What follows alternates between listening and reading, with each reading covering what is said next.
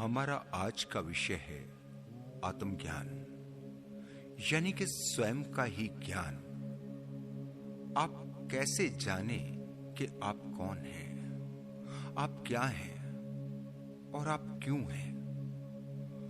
वो कौन सी तपस्या है जो आपको अपने से ही मिला देती है, जिससे आप सामान्य जीवन को जीते हुए आत्मज्ञान को प्राप्त करते हैं और अहम ब्रह्मास्मि का अनुभव अपने जीवन में ही कर पाते हैं। लेकिन यहां तो हालत बिल्कुल उल्टी है।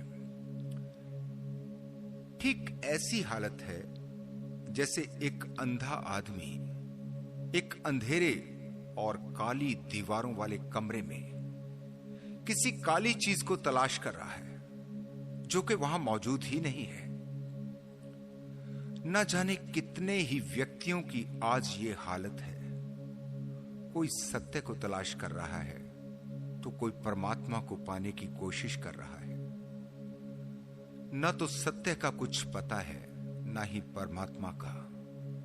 इतना भी पता नहीं कि क्यों पाना है। कौन सा तुम्हारा काम रुक गया है जो सत्य की तलाश से या परमात्मा की तलाश से पूरा होगा? मैंने हमेशा आपको समझाया है कि सहज रहे बिना आप कुछ भी प्राप्त नहीं कर सकते। आपके प्रयास से ध्यान नहीं घटता।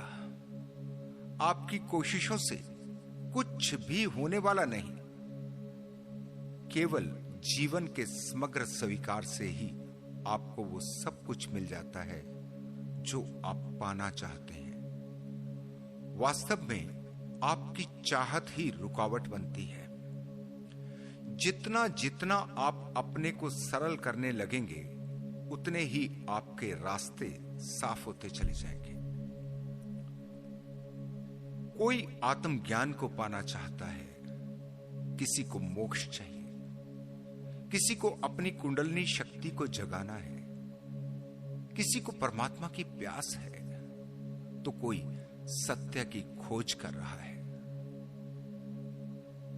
आज हम इसी विषय को ठीक से समझेंगे, क्योंकि इन सब को जैसे आप देखते हैं, जैसे आप समझते हैं, ये बिल्कुल भी वैसे नहीं है। आपकी कल्पना में क्या हो रहा है इससे कोई लेना देना नहीं। यथार्थ को समझे बिना आप कभी आत्मज्ञान को प्राप्त नहीं कर सकते। आपकी हालत ऐसी है जैसे कोई रेत के मरुस्थल को सागर समझकर तैरने लगे। रेत को ही पानी समझ ले, वहां तैरना नहीं होगा। केवल आपके हाथ पैर, आपका शरीर छिल जाएगा और कुछ भी नहीं होगा। फिर जितना ज्यादा आप प्रयास करेंगे उतना ही कष्ट होगा, उतनी ही जलन होगी। वहां पानी की शीतलता नहीं है, केवल रेत की खरोंचें हैं। जहां से मैं देखता हूं, अध्यात्म के नाम पर, कुंडलिनी शक्ति के नाम पर, आत्मज्ञान के नाम पर जो जो भी आप कर रहे हैं वो कभी आपको आनंद के सागर में नहीं लेकर जा सकता।